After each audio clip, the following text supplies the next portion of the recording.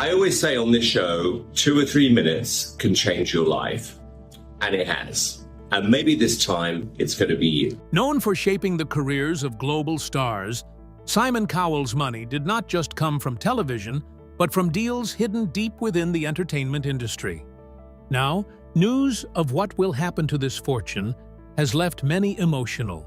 And it is not just the size of his legacy that is making fans cry, but the unexpected way he intends to will it. Behind the headlines lies a story that may change how the world remembers him. Join us as we find out how Simon Cowell plans to leave behind his wealth. The rise to fortune. Simon Cowell was born in 1959 in Lambeth, London, and spent his early years in the village of Elstree, Hertfordshire. His mother, Julie Brett, had been a ballet dancer and a well-known social figure, always moving from one event to another. She carried herself with elegance but kept an emotional distance. His father, Eric Philip Cowell, worked as a music industry executive and property developer, driven by high standards yet rarely showing encouragement. Growing up, Simon did not excel in school. He went to Radlett Preparatory School and later Dover College, but he struggled with rules, discipline, and fitting in. His grades were far from perfect, and after barely managing to pass English and sociology, he left education behind. Without a plan, he drifted from one odd job to another, never finding the right place for himself. His father eventually helped him secure a mailroom position at EMI Music. It was a foot in the door to the entertainment industry, but it was far from glamorous. Each day, he carried coffee to producers who barely acknowledged him. He sorted fan mail for famous names who walked past without a glance. He was surrounded by the spotlight, but remained in the shadows. Feeling invisible and unvalued, he left EMI, frustrated and convinced he was going nowhere. Yet, after a string of rejections and failed attempts to find work elsewhere, he returned to MI out of necessity rather than choice. In this period of defeat, something began to shift. A stubborn determination grew inside him. By 1983, he took a leap and co-founded Fanfare Records. The label started small, selling workout tapes and novelty songs, but it was his own venture. In 1986, the label released So Macho by Sinita, a light pop song that became a minor hit. The success was enough to cover costs and spark belief in his abilities. However, fortune did not last. By 1989, Fanfare collapsed, and Simon was left bankrupt, moving back in with his parents. Nearly 30 years old, he found himself in his childhood room, carrying the weight of failure. Even during these low points, the drive inside him refused to wane. And so his persistence led him to new opportunities. In the mid-1980s, the success of So Macho had given him a brief taste of victory. But the real break came later when he joined BMG as an A&R consultant. Here, he found his true skill, spotting talent and shaping it into music that could reach the masses. He launched GTS Records in the 1990s, signing acts that many in the music industry dismissed. He produced songs for Power Rangers and WWF wrestlers, music that critics ridiculed, but that appealed to huge audiences. Simon understood that mass appeal was its own form of power. In 1995, he produced a cover of Unchained Melody that stayed at #1 on the United Kingdom charts for 7 straight weeks. It was a commercial triumph and strengthened the foundation of his growing career. While others laughed at his choices, he stayed focused on the bigger picture, making music that connected with the public rather than impressing industry elites. The defining moment of his career came in 2001 with the launch of Pop Idol. For the first time, he stepped in front of the camera as a judge. His blunt, unfiltered style drew immediate attention. People either disliked him or couldn't stop watching him. He did not sugarcoat his opinions, and that honesty set him apart. Pop Idol became a huge success, leading directly to American Idol in the United States. There, his fame reached extraordinary levels. By 2004, he created The X Factor in the UK, and 2 years later, Got Talent, a franchise that spread to more than 7 countries. Simon was no longer just a judge. He had become a creator of global entertainment formats. His shows launched stars such as One Direction, Leona Lewis, and Susan Boyle. He had influence across multiple continents, and his name had become a brand in itself. By 2010, he had reached the height of his television career, working across several major shows at once. However, the work consumed him. Long days often stretched to 20 hours, leaving little space for rest. Despite the money, fame, and influence, there were moments when he questioned whether the life he had built was truly what he wanted. The success had filled his schedule, but not necessarily the deeper spaces in his life. Until he found the answer. Rediscovering love. Simon Cowell spent years climbing to the top of the entertainment world, building his reputation step by step. But everything began to shift in 2013. That year, he started seeing Lauren Silverman. At the time, she was still married to Andrew Silverman, who happened to be Simon's friend. When Andrew filed for divorce, he accused Lauren of adultery and named Simon in the official papers. The story spread quickly through the press, and soon the headlines were everywhere. Not long after, the situation took another turn when it became public that Simon and Lauren were expecting a child together. The divorce became a subject of public discussion, but it never reached the courtroom. In August that year, the Silvermans managed to settle the matter privately. This kept Simon away from the public legal process, and he remained out of the direct legal spotlight. Soon afterward, he confirmed that Lauren was pregnant.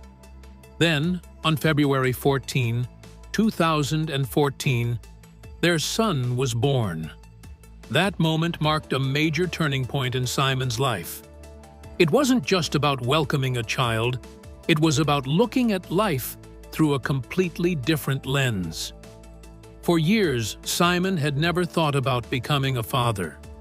His focus had always been on work. He liked his freedom and felt too set in his ways to raise a child. But everything changed when he first saw the scan of his unborn son. They named their son Eric Philip Cowell, honoring Simon's late father. This choice carried deep meaning. Naming him after his father brought back old memories and built a bridge to the future. After losing both parents, Simon never thought he could feel love that strong again. But Eric's arrival brought it back. Each day brought new experiences, and every small moment with his son became more valuable than anything else. But as Eric grew older, Simon began to notice small differences. At first, these signs seemed minor. Simon paid attention to the way Eric reacted in certain situations. Nothing seemed worrying at the start, but the feeling stayed with him. He adjusted his own routine without even realizing it. By the time Eric moved into early childhood, Simon's awareness had grown. The signs became clearer. Eric kept to himself more than other children. As his second birthday came closer, he still hadn't started speaking. At first, Simon tried to believe his son was just developing at his own pace. But the thought that something was different stayed in his mind. When they went out, Eric often became unsettled in busy places. Loud noises, bright lights, and crowded areas made him cover his ears, or look away. Simon told himself it was just the noise. But these reactions kept repeating, even in familiar places. The signs became impossible to overlook during a family trip when Eric was 4. Simon had planned the vacation as a special time away, but the resort, with its loud sounds, busy spaces, and constant changes, overwhelmed Eric. He refused new foods, struggled with sleep, and reacted strongly to small changes in the schedule. One evening at dinner, surrounded by the clinking of dishes and the rise of voices, Eric froze, covered his ears, and rocked back and forth in his chair. Simon tried to comfort him, but nothing worked. That night, he and Lauren decided they needed help. It wasn't fear, it was about learning how to support their son in the right way. Over the next months, specialists worked with Eric. They observed him, ran assessments, and spoke with Simon and Lauren about what they had seen over the years. Then, in December 2018, Simon went to hear the results. He had prepared himself, but the moment still carried weight. The diagnosis was autism spectrum disorder. It didn't shock him, but hearing it confirmed what he had been sensing for years. He began to see his son in a new way. Eric's mind didn't work like most children's, but it had its own strengths. The doctors explained the signs, speech difficulties, strong reactions to certain sounds, and a need for steady routines. These matched what Simon had been noticing since Eric was small. The report also showed Eric's unique abilities. He could spot patterns quickly, remember sequences, and focus on one subject for a long time. His condition was described as moderate, meaning he would need extra support in some areas, but could build on his strengths. The goal wasn't to change him, it was to change the environment around him so he could thrive. Simon realized Eric wasn't missing anything. He was not broken. He was simply different, and that difference had its beauty. Looking back, Simon understood why he had made some adjustments and protected Eric more than most parents might. His instincts had been guiding him long before the diagnosis. Now there was a clear plan. Eric needed speech therapy to improve communication. He needed occupational therapy to strengthen motor skills. He needed guidance to handle daily challenges. And Simon had to step fully into his role, asking questions, studying, and learning new ways to support his son. And so the life he once knew began to change. A new direction. After the diagnosis, Simon Cowell's life moved in a completely different direction. The world he once built around fame, travel, shows, and business began to fade into the background. The fast pace and constant changes that used to fill his days were replaced by a steady routine. His mornings now started with thoughts of Eric, and his nights ended with the same focus. Everything had to be planned in detail. He had to create a home where his son could feel safe. This change was not just about schedules and daily habits, it also touched his emotions. He did not feel sadness for who Eric was, but he felt the loss of the future he once pictured. The road trips, the quick chats filled with easy laughter, the little shared jokes between father and son, those moments were not part of their days. Instead, Simon learned to notice and understand small signs. Eric didn't use many words, but his movements, expressions, and actions spoke in their own way. There were days when the weight of it all felt heavier.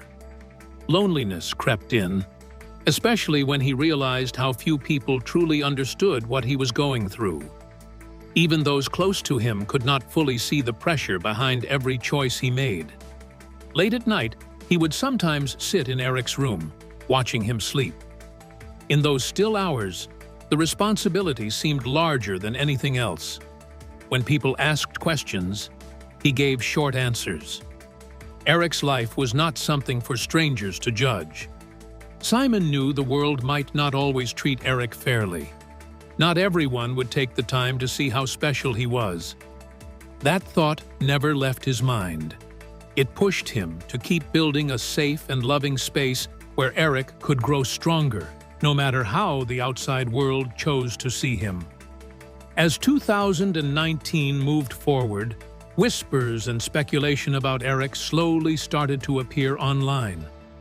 At first, they were just scattered comments, but with time, they turned into bigger discussions in gossip columns and entertainment news. The guessing about Eric's development grew louder and harder to ignore. Simon kept an eye on it, seeing strangers make assumptions without knowing anything real. Some meant well, but still got it wrong. The more Simon saw, the more he felt the need to protect his son. People around him advised him to ignore it, to move on and say nothing. But letting it go didn't feel right. If he stayed quiet, the false stories might grow. If he spoke out, he risked pulling Eric into a spotlight he had never asked for.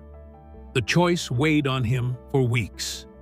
Then, one day, a tabloid crossed a line. They printed photos of Eric during a moment when too much noise and confusion had overwhelmed him. The article twisted the situation into something to laugh at and criticize. That moment pushed Simon to act. He put together a short message, simple and direct, explaining that Eric had autism. He asked for understanding and made it clear that Eric was happy and loved, even though he experienced life differently.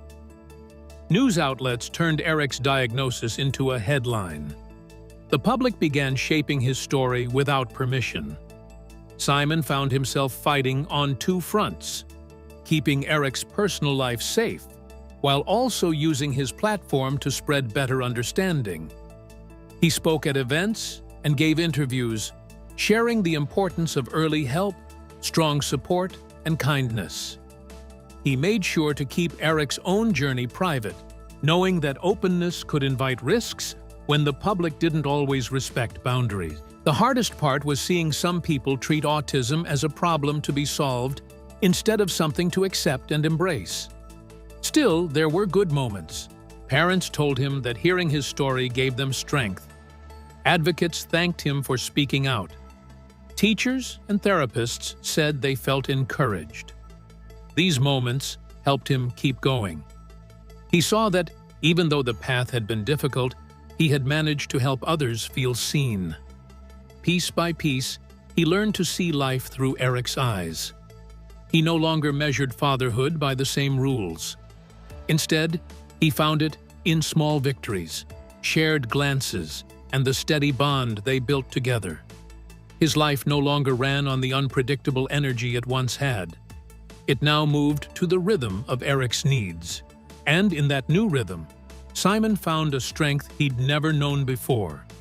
However, he stated that the fortune he had gathered would not get his son, and the reason might be just as shocking. A chance to cause a change. Simon Cowell's life took a path no one expected. The man who was once seen everywhere on television had greatly reduced his appearances, choosing to show up only for select seasons of Got Talent that held real meaning for him. His focus shifted toward creating projects that could inspire children and help them explore their creativity. These efforts reflected his belief in giving people another chance. The energy he once poured into controlling a stage now went into being present for his family.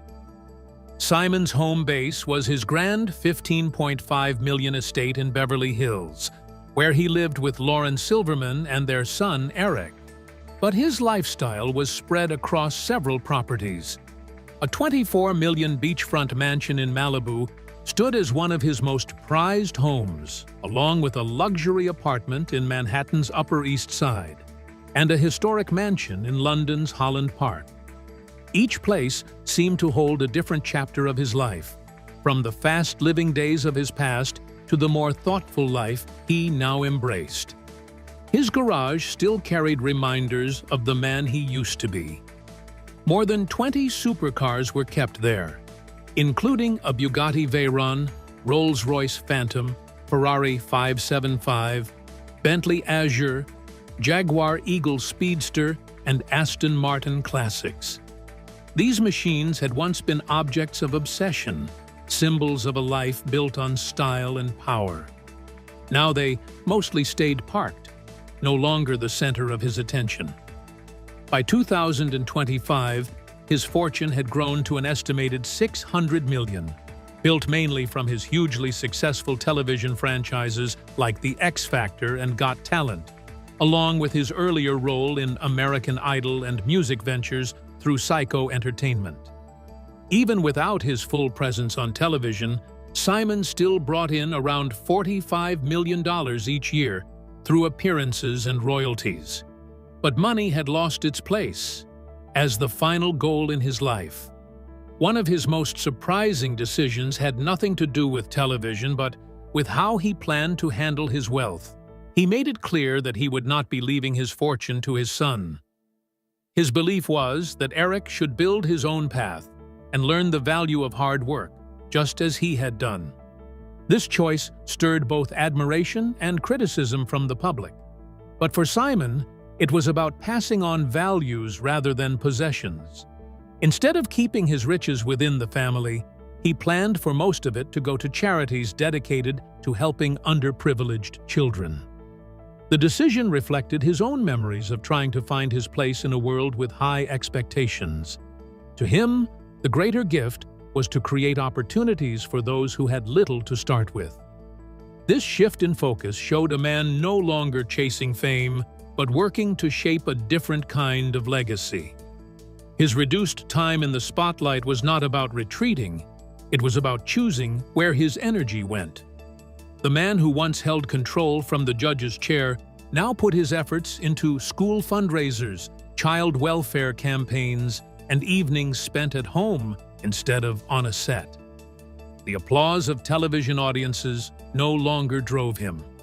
He found more meaning in the sound of his son's laughter during dinner. The work of creating stars had been replaced by the work of raising one. This new chapter in his life was not only about charity, but about having the courage to change. It took strength to step away from the image that had once made him so powerful. It took even more to admit mistakes, offer apologies, and allow himself to be open with the people who mattered. Simon had faced public scandals, a serious injury, and deep personal loss. He had been pushed to the edge and still found a way to rise, choosing not to hold on to bitterness, but to move forward. The person he had become was far from the man who once seemed untouchable on television. He was now shaped by his experiences, both the painful and the joyful, and determined to make the most of the years ahead. The truth behind the man was no longer about ruthless judgment or endless competition. It was about embracing flaws, learning from them, and finding grace in the process of moving forward. The brightest lights of his past had cast deep shadows, but within those shadows, a different man had been building a new life, one that valued connection over control, giving over keeping, and love over fame. This transformation was not quick, nor was it easy, but it marked a turning point that defined the rest of his journey. Simon Cowell had gone from chasing the world's approval to building a world where his family and chosen causes came first. And in doing so, he found something that all the ratings, awards, and luxuries could never truly give: peace in knowing he had changed for the better. If you enjoyed this video, like and subscribe, and also click the next video shown on your screen.